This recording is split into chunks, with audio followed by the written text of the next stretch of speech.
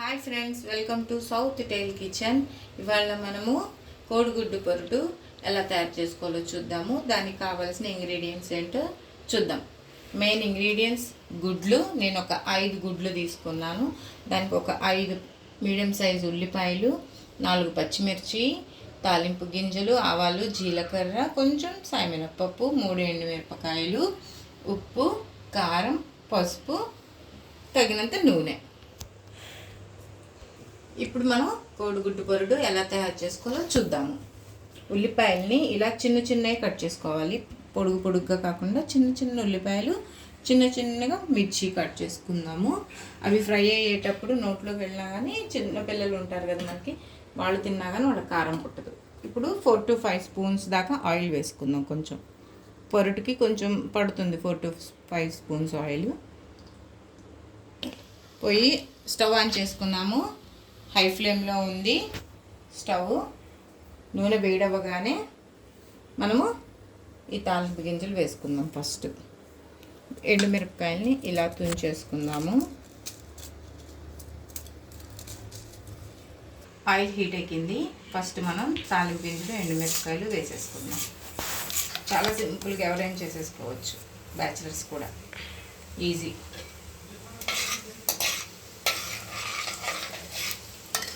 కొంచెం తాలింపు గింజలు ఫ్రై చేద్దాము, వేగనిద్దాము. చూడండి ఫ్రెండ్స్, ఇప్పుడు తాలింపు గింజలు ఫ్రై అయిపోయినాయి. ఇప్పుడు ఆనియన్స్ ఫ్రై చేద్దాం.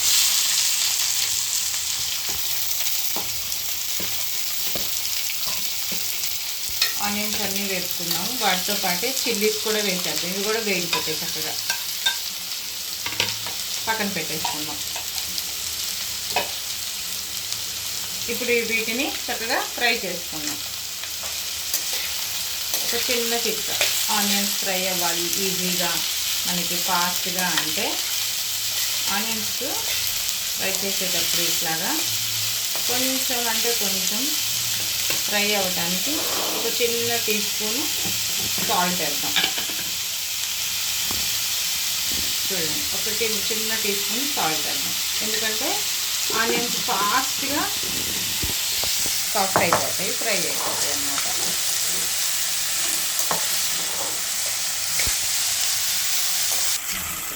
చూడండి, ఆనియన్స్ ఇలా లైట్ పింక్ కలర్లోకి వచ్చేసినాయి కదా.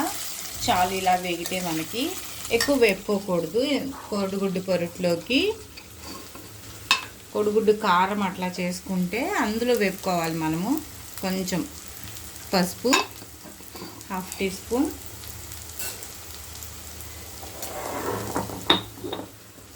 మనకి రుచికి సరిపడినంత మనం తినగలిగినంత కారం. నేను ఒక చిన్న స్పూన్తో ఒక 2 స్పూన్స్ అంటే 2 స్పూన్స్ ఆయిల్ కారం వేస్తున్నా. ఎందుకంటే మిర్చి వేసాను కదా, అందుకని.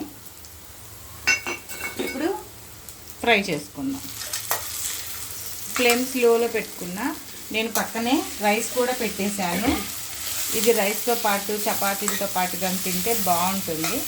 మా పిల్లలకి రైస్తో పాటు అంటే చాలా ఇష్టము. అందుకే నేను పక్కన కుక్కర్లో రైస్ కూడా పెట్టేశాను. చూడండి,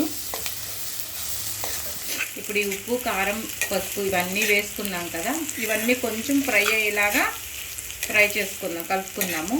లైట్గా ఫ్రై అయిపోతాయి. కొంచెం పచ్చివాసన పోయిన తర్వాత గుడ్లు కొట్టి ఇందులో వేసేసుకోవడమే, అంతే. చూడండి ఫ్రెండ్స్, ఫ్రై అయిపోయినాయి, ఆయిల్ రిలీజ్ చేసేసింది. ఇప్పుడు మనం గుడ్లు కొట్టేసుకుందాం. పెంకు పగలకుండా, పెంకు అనేది ఇందులో పడకుండా జాగ్రత్తగా గుడ్లు కొట్టి వేసేసుకుందాం. చూడండి ఫ్రెండ్స్, ఇప్పుడు నేను 5 గుడ్లు కొట్టి ఇందులో వేసేసాను. వీటిని బాగా మనం కలపకూడదు ఇప్పుడే, ఈ స్టేజ్లో ఉన్నప్పుడు. చిన్నగా ఊరకనే అట్లా అందాము. పెద్దగా వస్తుంది గుడ్డు. అప్పుడు దాన్ని మనం చిన్నగా స్మాష్ చేద్దాం. చాలా బాగుంటుంది అట్లా అయితేనే. బాగా నలిపేసామనుకోండి, నుజ్జు అయిపోయి చిన్న పీసెస్ లాగా అయిపోయింది ఎగ్. ఈ స్టేజ్లో ఏం చేయాలంటే ఫ్లేమ్ హైలో పెట్టుకోవాలి ఎప్పుడు కూడా. చూసారా, త్వరగా అయిపోతుంది, చాలా ఫాస్ట్. ఒక 10 మినిట్స్లో కుక్ చేసుకోవచ్చు. ఆనియన్ కట్ చేసుకొని పక్కన పెట్టామా, వండుకోవడం చాలా ఈజీ. చూడండి, నేను బాగా కదపట్లేదు, ఉన్న ఎగ్గుకి సపోర్ట్ ఇస్తున్నాను అది కుక్ అవడానికి.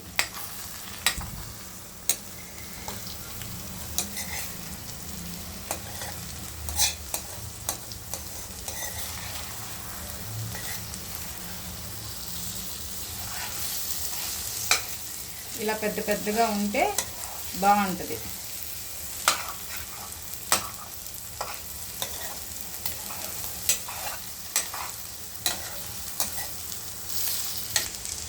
రైస్ కూడా అయిపోయింది నాది, ఒక పక్క కట్ చేశాను.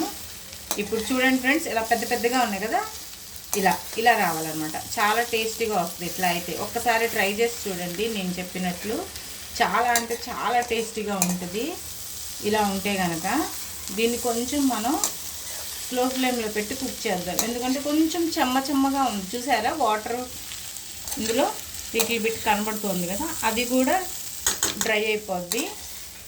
అందాక కొంచెం మనం దీన్ని వదిలేద్దాం, ఇట్లా ఆయిల్ వదిలేస్తుంది. అప్పుడు ఇంకా కుక్ అయిపోయినట్లు ఒక 2 minutes ఉంది, అయిపోతుంది. చూసారా డ్రై అయిపోతుంది.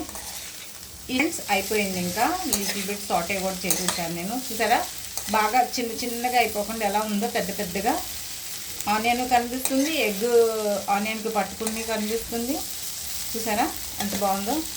ఇది మనం టమాటా పప్పు వండుకొని ఇది సైడ్ డిష్గా పెట్టుకున్నా టేస్ట్గా ఉంటుంది.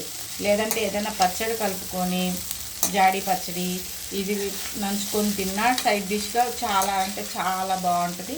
డైరెక్ట్గా రైస్లో కలుపుకొనైనా తినచ్చు, బాగుంటుంది. అంత టేస్ట్గా ఉంటుంది ఈ పొరుగు. ఒక్కసారి ట్రై చేసి చూడండి, ఇట్లాగా మీరే అంటారు చాలా బాగుంది అని. ఓకే, అయిపోయింది. ఫ్లేమ్ కట్ చేసుకున్నాము, డన్. ఓకే ఫ్రెండ్స్, ఎంతో రుచికరమైన కోడిగుడ్డు పొరుటు రెడీ. దీన్ని ఒకసారి మీరు కూడా ట్రై చేసుకొని ఎలా ఉందో చూసి నాకు చెప్పండి.